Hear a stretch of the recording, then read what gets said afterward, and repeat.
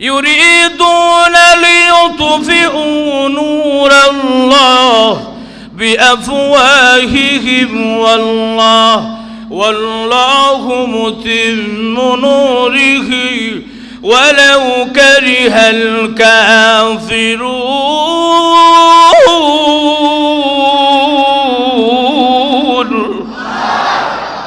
এরা চাইছিল ইউরিদুন মানে ইচ্ছা করা, ইউরিদুনা লিউতফিউ নূরাল্লাহ বিআফওয়া, তাদের মুখের ফু দিয়া নিবালিত। অনেক কষ্ট দিছে উলামায়ে কেরামকে, কথা কোনা কি করলা কষ্ট দিয়া, কতটুক সাফল্য হইলা, কতটুক সাফল্য হয়েছ। এমন অবস্থা হয়েছে 12 প্রকার 16 প্রকার আইটেমের খাবার রান্না করছিল, আর সুযোগ তো পায় না খাইবার। উলামায়ে কেরামের বদদোয়া এমন লাগছে, নিরীহ মানুষের, মাজলুম মানুষের বদদোয়া, কলিজা সিরা কান্না এমন লাগছে, দুপুরের খাবার পর্যন্ত কত রকমের আইটেম দিয়ে খাবার পাকাইছে, খাবার সুযোগ পায় নাই, এই খাবারকে জনগণ খায়। অতএব তুমিও যদি রাষ্ট্রের সর্বোচ্চ জায়গায় বসে, রাষ্ট্রপতি যদি সর্বোচ্চ জায়গায় বসে, সর্বোচ্চ আসনে বসে যদি বেঈমানি করে, গাদ্দারি করে, তাহলে তুমিও দিনার করার সুযোগ পাবে না। বেঈমানি করা যাবে না, বেঈমানি করা যাবে না, সামসামি করা যাবে না, যখন ঠিক না। এমনই তো আমাদের ওই পাশ থেকে, আমাদের এরিয়ার ওই পাশ থেকে এমনি কত কিছু কি মারতাছে, কোন সময় না জানে শর্ট করে আয়া পড়ে, শর্ট করে আয়ে আমাদেরকে শুরু করে দিব। যদি একবার আমাদের এখানে আসতে পারে, কি মনে আপনারা কি বাঁচবেন নি? সব খালি কচু কাটা করবো, কথা কোনা সব কচু কাটা। তখন আলেম না, খালি আলেম জালেম যাই কোন নিরীহ মানুষদেরকে কচু কাটা করবে, যখন ঠিক না। এই জন্য বাংলার জমিনে আমরা চাই না, যখন ঠিক না। ইসলাম নিষিদ্ধ করা ঘোষণা করেছিল, আজকে তোমাদেরকে নিষিদ্ধ করছে, কথা কোনা কত দিনে, কয়েকদিনের খবর, কথা কোনা কি অন্তর্বর্তীকালীন সরকার ডক্টর ইউনূস কি করছে? কারণ আমাদেরকে বলেছিল আমরা জঙ্গি, বলো কথা কোনা। উলামায়ে কেরামরা কি বলছিল? জঙ্গি বলছিল। আমরা কোরআন তেলাওয়াত করলে, আমরা কোরআনের কথা বললে, হাদিসের কথা বললে, জিহাদের কথা বললে আমাদেরকে বলতো আমরা জঙ্গি। উলামায়ে কেরাম জঙ্গি, মাদ্রাসার ছাত্র জঙ্গিরা, কথা কোনা।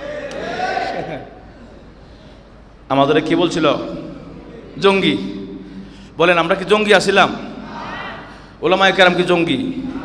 ছাত্ররা জঙ্গি? হাই হাই, এই কথাটা কেন বলছে? উদ্দেশ্য এরা খুব সুদূর প্রসারিত টার্গেট ছিল। কি টার্গেট? এরা টার্গেট ছিল যে এই জঙ্গি বইলা আখ্যা দিয়া, জঙ্গি আখ্যা দিয়া সবার কানে কানে ব্রেনে ব্রেনে ঢুকাইয়া দাও, মাদ্রাসা জঙ্গি, মাদ্রাসা জঙ্গি, ছাত্র জঙ্গি, হুজুররা জঙ্গি, কথা কোনা। যখন সবার কানে কানে ব্রেনে ঢুকে যাইব, তখন দেখবেন যে কেউ মাদ্রাসা ছাত্র ভর্তি করবো না, মাদ্রাসা পড়াইব না, সব দেখবেন যে কাজ কাম লাগাই দিব, আন্দোলনে কলেজ ভার্সিটি দিয়ে দিব, মাদ্রাসা পড়াইবে না। এরা টার্গেট ছিল ইসলামের আলো বন্ধ করা, কোরআনের আলো বন্ধ করা, যেরকম ঠিক কিনা। এটা কি তোমার বাপ দাদার কেরাসিন তেলের বাতি যে ফু দিলে নিবা যাবো, ফু কোরআনের আলু, কথা কোনা কোরআনের আলুর যে কোরআনের নূর, এটা ফু দিলে নিবে না, ষড়যন্ত্রে আর চক্রান্তে নিবে না, এটা নিবানোর মালিক কে? ইউরিদুনা লিউতফিউ নূরাল্লাহ বিআফওয়াহিহিম ওয়াল্লাহু মুতিম্মু নূরিহি ওয়ালাউ কারিহাল কাফিরুন।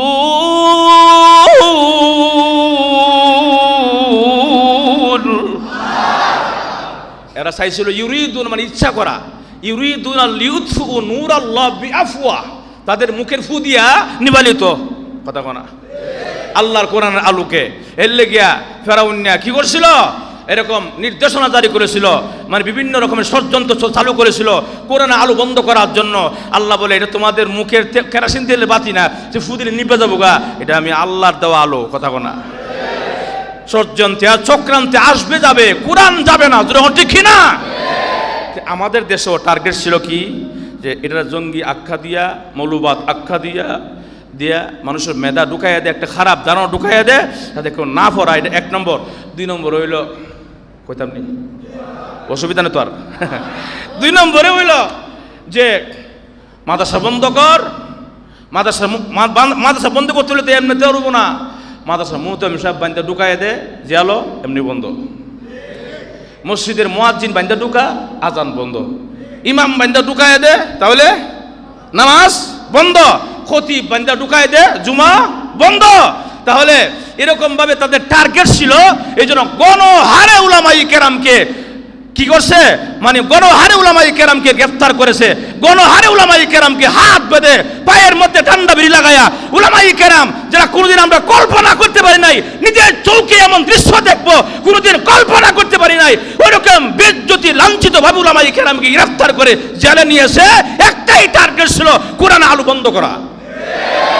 যখন ঠিক কিনা? কিন্তু কোশ্চিন কালো তোমাদের এই আশা টার্গেট বাস্তবায়িত হবে না আর হবেও না। যখন ঠিক কিনা? আল্লাহ পাক এই ষড়যন্ত্রের সব কিছু নির্মূলে শেষ করে দিয়েছেন। ষড়যন্ত্র চক্রান্ত আসবে আর যাবে, কোরআন যাবে না। কথা কোন ঠিক কিনা? বেশি বড় কিছু লাগে না। আব্রাহার বাদশাহ ছিল, খানা একেবারে ধ্বংস করতো। আব্রাহার বাদশাহ কি ক্ষমতা বেটার, আমি খানা একেবারে ধ্বংস করে দেবো, খানা একেবারে সব ভেঙ্গে চুরমা করে দেবো, আমার কে কি করবে। কিন্তু আল্লাহ তাআলা বড় কিছু লাগতো না, খালি একটা ছোট্ট ফাঁকি দেবো, যার নাম হলো আবাবিল। আবাবিল কথা না, সূরা আলাম তার মধ্যে আছে না? আছে না নাই? আলাম তারা কাইফা ফাআলা রাব্বুকা বিআসহাবিল ফিল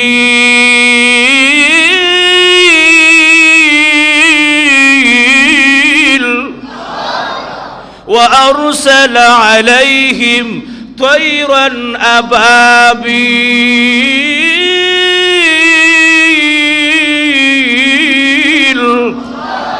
আল্লাহ রাব্বুল আলামিন বলেন, রে আব্রাহার বাদশা, তুমি মনে করেছো তুমি নিজেই বাহাদুর, নিজেই অহংকারী তাকাব্বুরি, না, আমি আল্লাহ কিন্তু সবচাইতে বড় শক্তিশালী। আরো জোরে কোন, বড় বড় ক্ষমতাধরকে আমি আল্লাহ সামান্য জিনিস দিয়ে আমি ধ্বংস করে দিয়েছি, ঠিক নেই? আব্রাহার বাদশা, তোমাকে ধ্বংস করার জন্য আমার বিশাল বাহিনীর কোনো প্রয়োজন নাই। এমন সামান্য একটা বাহিনী, ছোট্ট আকারে ছোট, দেখতেও ছোট, শক্তিও কম, কিন্তু এটা দিয়ে তোমাকে আমি কি করব, শেষ করে দিব। ভাইয়েরা আমার, যখন নাকি আব্রাহার বাদশা আল খানায়ে কাবাকে ধ্বংস করার জন্য আসলেন, এলাকা এরিয়া ঢুকলেন, এমনি আল্লাহ পাক বলেন, যারে ও আরসালা আলাইহিম তায়রান আবাবিল। তায়র মানে পাখি, আবাবিল একটা পাখির নাম। ভাইয়েরা আমার, আবাবিল পাখিকে পাঠাইয়া দিলেন, যা আব্রাহার বাদশা জালিম বাদশা আসছে আমার ঘরকে ধ্বংস করে দেওয়ার জন্য, যারে তোরা 3টা পাথর নিয়ে যা, জনে 3টা, জনে কয়টা? আরো জোরে, জোরসে বলেন, আরো জোরে। 2 পায়ে 2টা, মুখের মধ্যে একটা নিয়ে প্রত্যেকটা পাখি রওনা করেছে। ছোট্ট ছোট্ট পাথর, খালি একটা সারে এমনি দেখা যায় এক একটা জায়গা তুই শেষ। সুবহানাল্লাহ। কার ক্ষমতা? সামান্য পাথর।